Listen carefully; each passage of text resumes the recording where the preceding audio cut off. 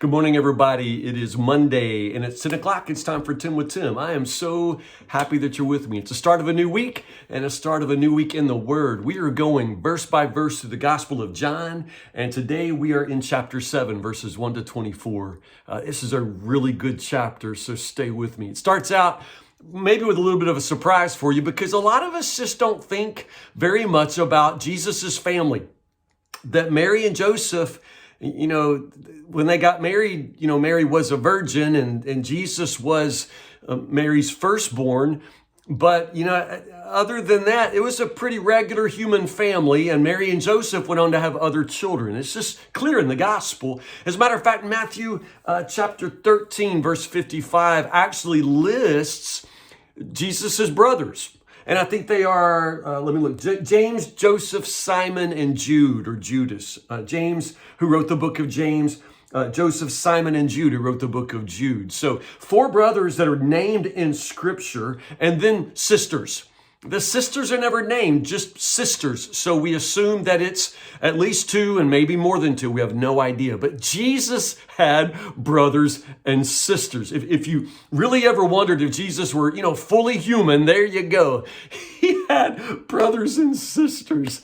And this story kind of plays that out. I don't know what your brothers and sisters were like, but Jesus' brothers were just like everybody else's brothers. So at the beginning of chapter 7, it is almost time for the Feast of Tabernacles, or what the Jews would call the Festival of Booths, or the Feast of Shelters. You remember as a kid, I don't know if y'all did this, but I was a redneck kid in the country, nothing to do. So my sister and I, for fun, used to make, tents. Like in the living room, we'd drape quilts across the furniture, or blankets, across. We'd hold the edges down with books and just make these amazing shelters, these indoor tents, and we would play all day long. It was the most fun. Now that's the kind of fun that's captured in the Feast of Booths, the Feast of Tents or Shelters.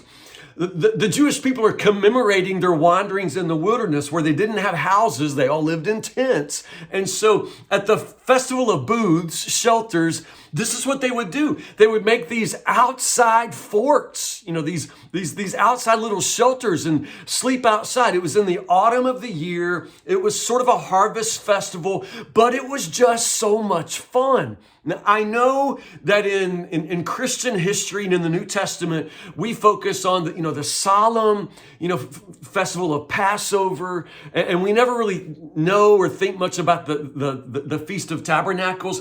But this is the big one. This is the festival that the Jews loved. Everybody loves it. This is the biggest, most joyful festival. And so it's no surprise that Jesus' brothers are heading down to Jerusalem for the festival. I mean, this is the big one.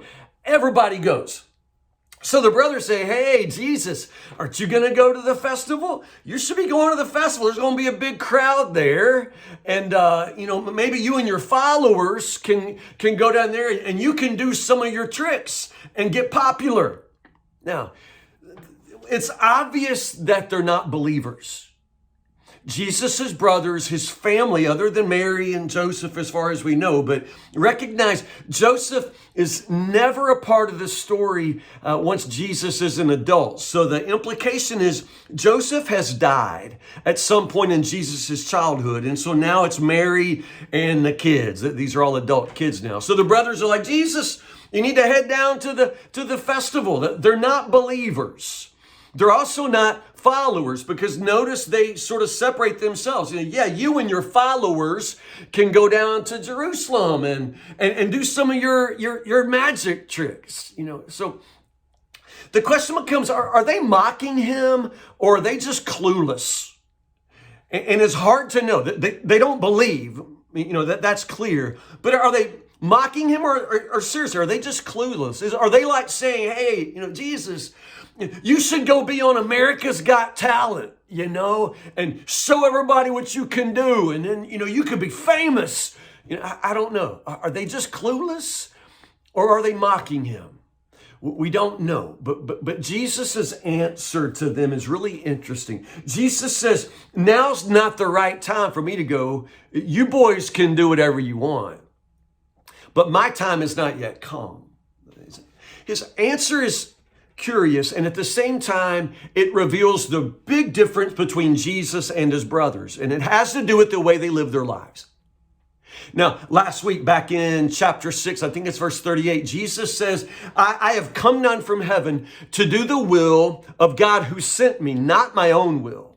So Jesus understands clearly his life is defined by purpose, but not only that, his life is moved by the Father. This is an important theme in the Gospel of John. Do you remember in chapter 2 at the wedding of Cana when Jesus' mother comes to him and says, Jesus, have no more wine. And Jesus says, woman, what problem is that to me and you? My time has not yet come. There is this idea that Jesus isn't moved by people. He's not necessarily moved by what they consider important. He's not moved by their ideas of what would be good for him. His brothers are saying, hey, go down to the festival. You could be popular. And Jesus isn't interested in that. And he's not listening to them. Jesus isn't going to go to the festival because his brothers said it was a good idea. So recognize what Jesus says. You can do anything you want because that's how they live their lives. They live their lives by their own pleasure, by their own timetable, but not Jesus. Jesus only does the will of the Father, and he's only moved by the Father. And for that matter, he only follows the Father's schedule. So Jesus says, my time has not yet come. You boys go on. I'm not going. But then, of course, Jesus ends up going. It was not the Father's plan for Jesus to go with his brothers and get, mixed up in all of their craziness. He's not trying to go down there and be noticed. He's not after popularity. Jesus is doing the Father's will. So Jesus sort of slides into the festival, sort of behind the scenes. And it's not until somewhere in the middle when Jesus begins to speak in the temple. Now, let me just back up. I said that this Feast of Tabernacles was one of the Jews' most popular, most beloved festivals. But also, there's an interesting tradition that for at least some of the Jews, there was an expectation that the Messiah would make his appearance in the temple at the Feast of Tabernacles. Is that interesting? So midway in the festival, Jesus appears in the temple and starts his teaching. And instantly there's controversy. Now, if you're reading along with me, now we're in chapter 7, that controversy, that conflict is escalating. Jesus is now fully aware that the Jewish leaders want to kill him. And his time has not yet come. So he continues to follow the Father's leading. But for that matter, he's not going to just step right into their trap. So Jesus begins to teach in the temple and the controversy erupts. Now, as is typical, Jesus is misunderstood because they tend to take his words literally when he's not always speaking literally. And so notice the question that they ask there when they say, how does he know so much? How does he know so much when he hasn't even been trained? What is that, verse 15? How does he know so much? Now, isn't that amazing? It's interesting how they can ask exactly the right question. That's such a good question if only they would ask it with any kind of seriousness. How does he know so much? The answer to that question would reveal to them everything about who Jesus is. The problem is they don't really want to know. They're asking the question, but they're not asking that question with any kind of seriousness. To be honest, they're asking that question as a means of dismissing him. He's not been trained. How does he know? What does he know? What does he know? How does he know it? Do you understand? It's the central question. If only they asked it with any kind of seriousness. That's why in the end, when Jesus, again, the whole issue of Jesus' healing on the Sabbath comes back up as if that is, something that actually in any way incriminates him. But Jesus says in verse 24, look beneath the surface so you can at least judge me correctly. Look beneath the surface. See, that's the thing. People only see what they want to see. They only see on the outside. They only see what eyes can see. But Jesus says, you've got to learn to see what the Spirit sees. You've got to stop just looking at the surface. You've got to stop listening to my words and acting like I'm speaking of earthly things. I'm telling you of heavenly things. Understand? So they ask, what does he know? How does he know what he says he knows? And Jesus says, oh, you've got to learn to look beyond the surface. So at least you can then judge correctly. This is what they can't do. This is what they'll never do. They simply cannot look beyond the surface. You and I are so much the same way. We're so much the same way. We ask all kinds of questions, but we don't really want to know, I mean, sometimes we ask, God, where are you? What are you trying to do with me? What are you trying to teach me? But we ask the question, but we don't really want to know. Because when you begin to understand who Jesus is, and when you begin to understand what he knows and how he knows it, then you'll have to begin to reckon with the fact that, as Jesus tells his brothers, he exposes me and you. I mean, he exposes us.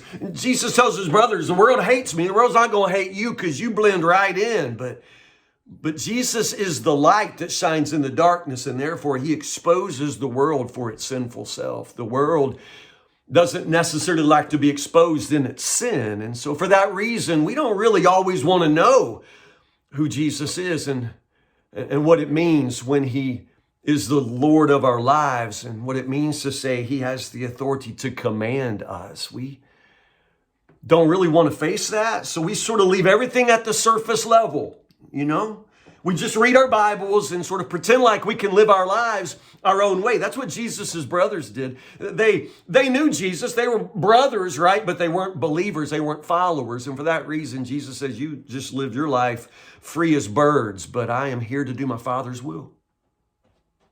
Oh, good stuff. The controversy, this conversation continues, the festival continues, and what Jesus is going to do tomorrow is going to be epic. It is amazing. You're not going to believe it. So for tomorrow, read chapter 7, verses 25 to 36. John chapter 7, verses 25 to 36. Jesus is about to blow this festival wide open, and it's beautiful and it's amazing. So join me in the morning at 10 o'clock for Tim with Tim. Lord willing, I'll be right here. I'll be with you, and we will continue this journey in the Gospel of John together. I love you so much. On YouTube, on Facebook, if you haven't yet liked my page or subscribed on YouTube, I wish you'd do that. It actually helps content like this sort of float to the top. So if you get tired of the garbage you see on social media, then interact with pages like this that you like or subscribe. And that way that these things float to the top, and maybe we can change the way social media looks every day. I love you guys. Thank you for being so faithful. I will see you in the morning for Tim with Tim. Have a great Monday.